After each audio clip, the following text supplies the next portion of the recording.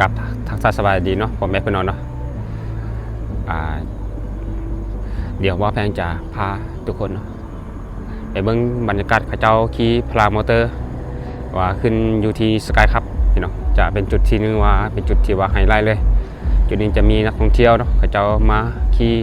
บอลลูนแล้วก็มาชมบอลลูนที่เขาเจ้ามัดมินเนาะจะได้ภาพที่ว่างามพี่น้องจะเป็นติดกับผาเนาะกันแบบนี้เลยเขาเจ้าจะมาขึ้นพลามเตอร์ไปหน่อยกับคีบอลลูนเนาะอยู่นี่พี่น้องจะงามเลยพี่น้องเลยเดี๋ยวภาพส้มจะว่าจะไปเบิ่งที่ว่าใกล้ๆเนาะจะเป็นอะไรพี่น้องจะมาก็เห็นแต่นักท่องเที่ยวพี่น้องทั้งภายในและต่างประเทศก็เจ้าก็มาเที่ยวที่สกายคัพเนาะหลายพี่น้อง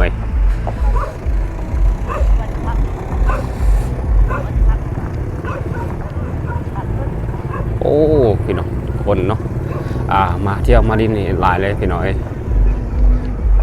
ก็จะเนาะจะจอดเรียบอันนี้เลยลุ้นค่ะขึ้นหลายหน่วยจะเป็นบรรยากาศจะว่ายามแรงพี่น้องสถานที่ก็ตั้งอยู่ที่ว่าเมืองเวียงเนาะสกายครับ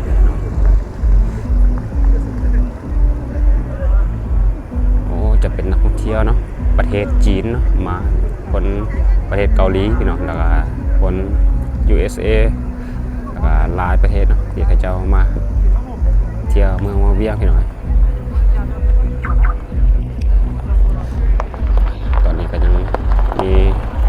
รถตู้เข้ามาส่งแขกหลายเลยพี่น้องมาส่งเนาะ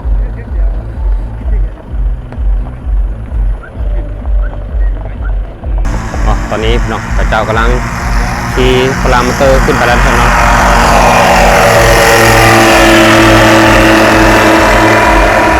ได้ยินเสียงตัวแห้งเลยเพราะว่าใบพัดใหญ่เลยพี่น้อง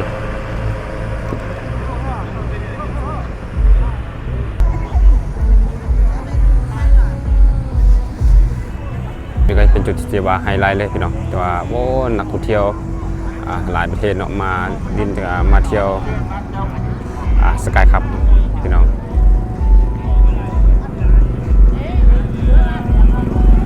จะมีอาหารนะเพราะว่าห้องฮับแคบพี่น้องแล้วก็มีเขาเจ้าขี่พลามอเตอร์ขี่บอลลูนเขาเจ้าจะตัวนี้เขาเจ้าจะมีเสือกเนาะจะไว้จับอะไรพี่น้องขี่พลามอเตอร์นี่กับผู้นึงประมาณล้านปลายเนี่ยพี่น้อง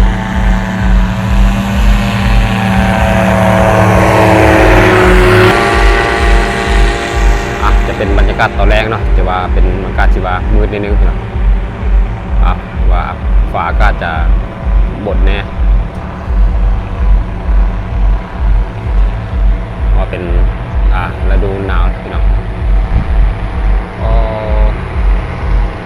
ลำเลยเนาะที่เขาเจ้าขี่ขึ้นไปในท้องฟ้าสกายคัพพี่น้องก็เป็นบอลลูนเนาะจะมีเนาะจะว่านักท่องเที่ยวจะเขาเจ้ามาลินมาถ่ายรูปแล้วก็มารอท่าขี่พลามอเตอร์กับหลายเลยพี่น้อง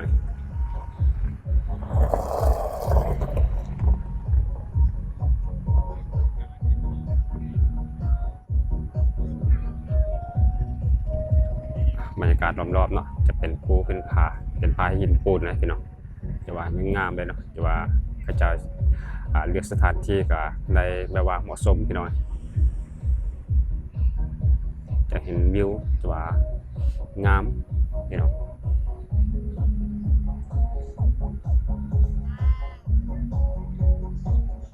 เจียงพายปูนจะว่าหลายลูกซ้อนกันพี่น้อง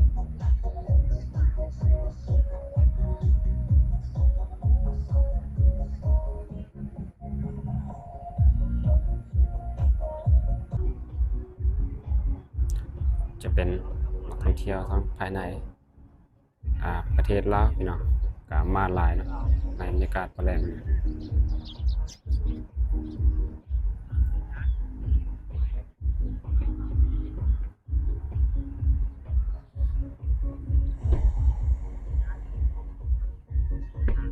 เขาเจ้าจะเปลี่ยนกันเนาะจะว่ามี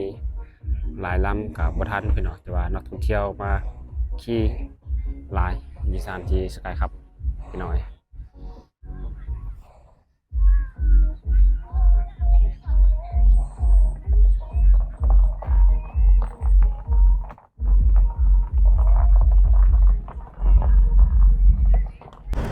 อ๋อพี่น้องเนาะก็เป็นเวลาจะว่าคำละเดี๋ยวนี้จะเดินทางที่ว่ากลับไปหอพักไปหน่อยจัดท้ายพ่อแม่พี่น้องไปเบิ่งเนาะบรรยากาศจะว่าในตัวเมืองอันนี้จะว่า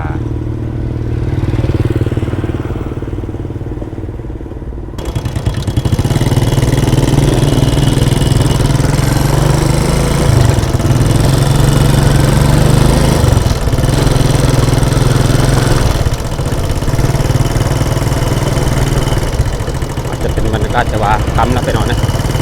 จะได้เดินทางเดี๋ยวกลับไปหอพักนะที่หอแดงซ่าจะตอนไปเมืองบรรลุเนาะโอ้บรรยากาศตอนแรกอาจจะมีรถอยู่ในตัวเมืองหลายที่นี่เลยพี่น้อง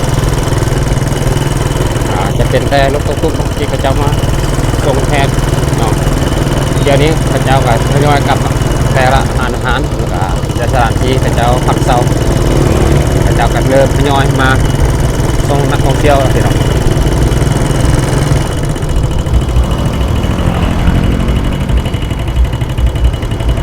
จะเห็นผู้คนนะเมืองขายของพี่น้องขายของกินเนาะว่าในแกงทางในตัวเมืองของเดียม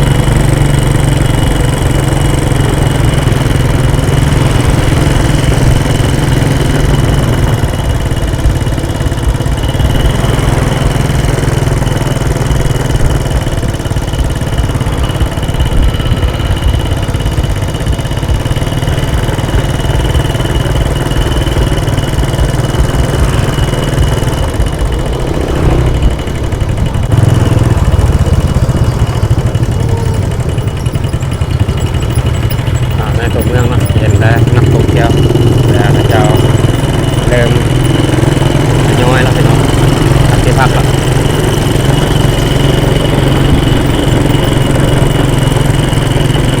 เป็นเวลาที่ว่า6 โมงแล้วพี่น้อง